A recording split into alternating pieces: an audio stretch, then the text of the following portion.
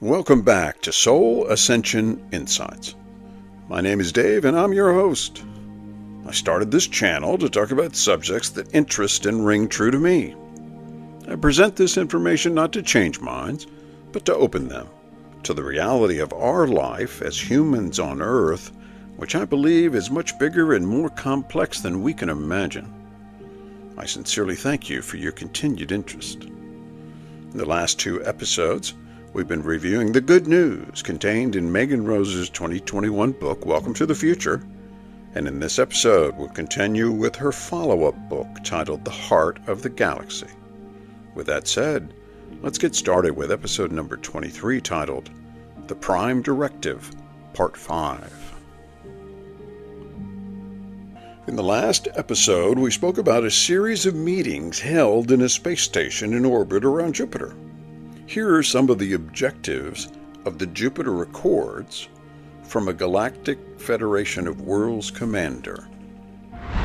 The first task in the Jupiter Accords was for U.S. Space Force and Terran corporations to build advanced spacecraft and satellites infused with fifth-density technology to protect Earth from counterattack by the Orion Alliance and the Dark Fleet.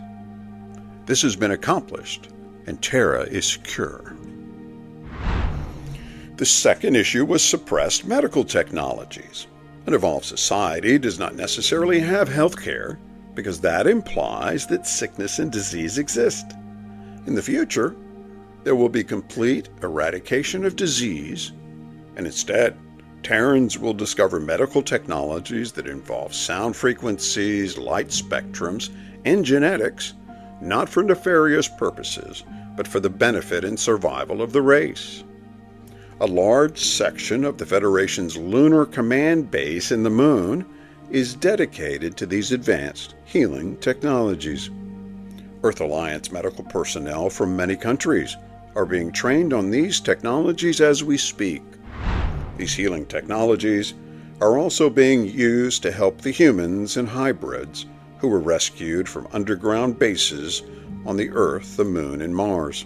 Almost all were subjected to trauma-based mind control and needed advanced medical assistance. The Galactic Federation of Worlds will provide whatever medical help necessary to assist these damaged souls. One of the corporations who attended the Jupiter meetings was selected and tasked with manufacturing free energy devices and releasing them within the decade. These devices will be for all the people of Terra, and the schematics will be released with the introduction of this technology. One of the Earth-based systems that was used as a form of control over humans was the Internet. The Orion Greys and the CIA broadcast a low-density frequency through Internet servers to produce uneasiness and anxiety in the user. In order to liberate humanity, it became necessary for the Earth Alliance and the Galactic Federation to secure the Internet servers and the frequency emitted from them. There will be new, non-hackable servers run by the Earth Alliance. The United States has made agreements during the Jupiter meetings to use advanced, secure technology that will replace the current system for the benefit of the people.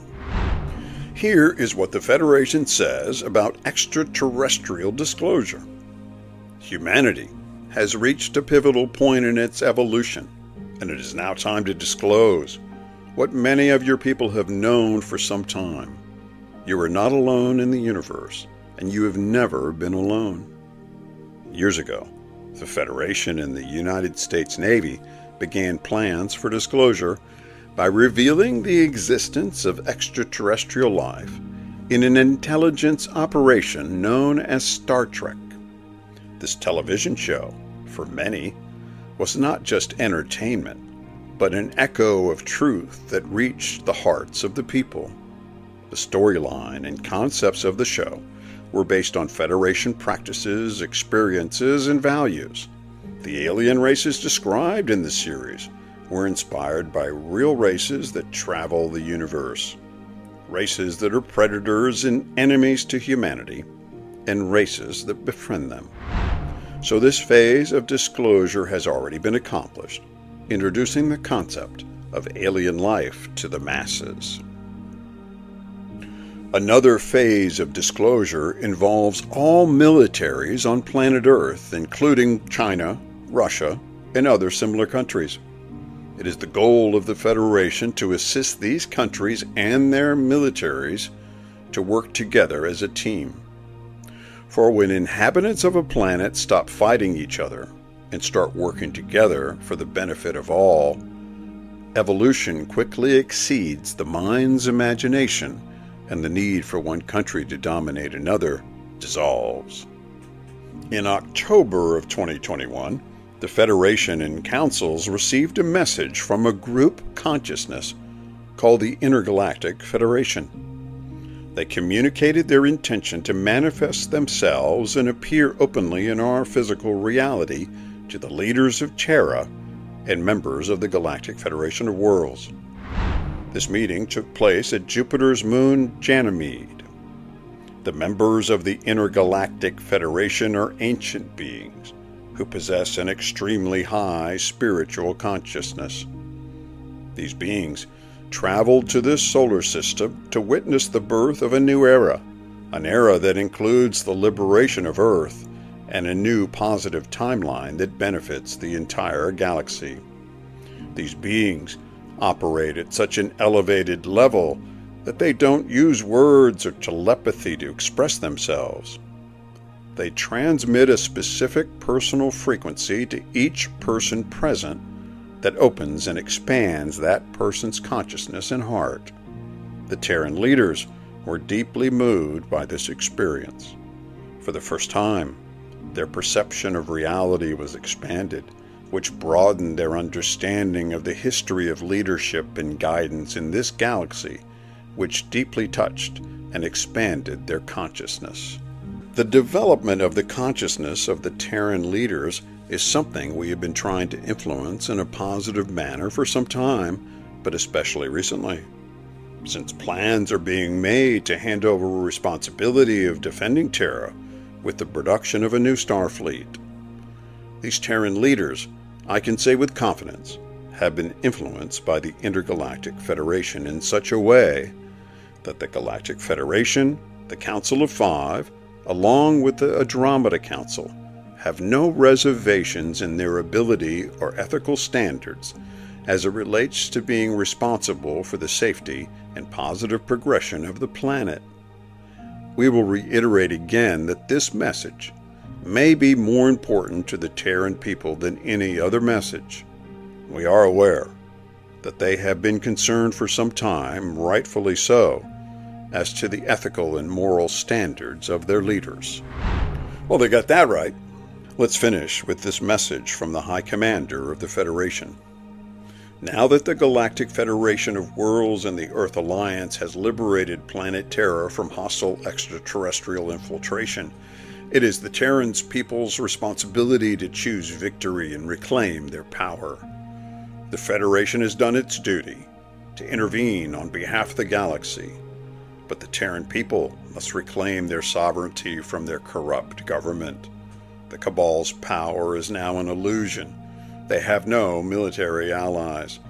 The time to liberate yourself is now. Your people have seen great disaster as you watched your planet be ravaged and your people's consciousness suppressed. The time is now to rise as Terrans, for nothing is stopping you, and nothing can stop what is coming. The future of your people remains in your hands. Slaves do not free themselves unless they want to, unless they have a cause. The cause is this: for the freedom and sovereignty of every being of life on your planet, you must rise to the occasion and claim your freedom. There is no limit to what your people can achieve through one heart, bonded together. Should you choose to claim what is rightfully yours, I repeat, nothing can stop what is coming.